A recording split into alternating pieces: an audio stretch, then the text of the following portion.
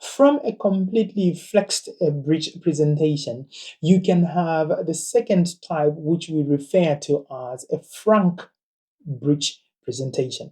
Now, a frank breech presentation, this is where there's going to be flexion around the hip joints here. So you have flexion here, meaning that these lower limbs are going to flex like that.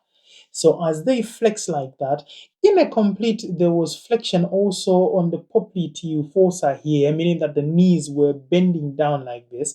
But for a frank, there will not be any flexion around the knees here, meaning that these lower limbs will keep on being elevated like that. Now, once they are elevated in this way, this is going to be a frank breech. So the chances are that when you have a frank breech like this, these arms may not be well flexed onto the chest or the thrust like that. They may be kicked by these legs and then forced to then extend as well. So it may lift up and then appear like this. So it will be appearing like this. So it raises its hands like that. And sometimes you may find that these hands will then be stretching towards the posterior aspect like that.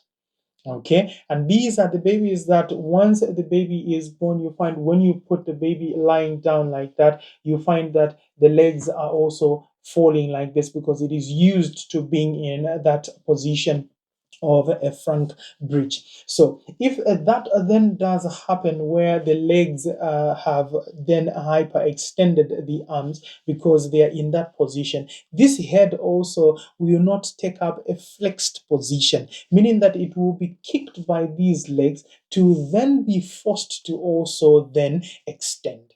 So this breech then comes in with hyperextended arms and a hyperextended head, and these are the ones then that you may need to perform an assisted breech delivery to then facilitate the delivery of this, because the arms may not drop on their own and the head as well may have a difficulty in delivering, because what is then going to be engaging into the pelvic diameters is then going to be the occipitofrontal diameter, which is about 11.5 centimeters. But what you want is to obviously get this head to then flex like that, so that the smallest diameters, which is the suboccipital bregmatic diameter here, which is a 9.5 centimeters diameter, is the one that will then be the one to distend the perineum and then be able to deliver adequately like that.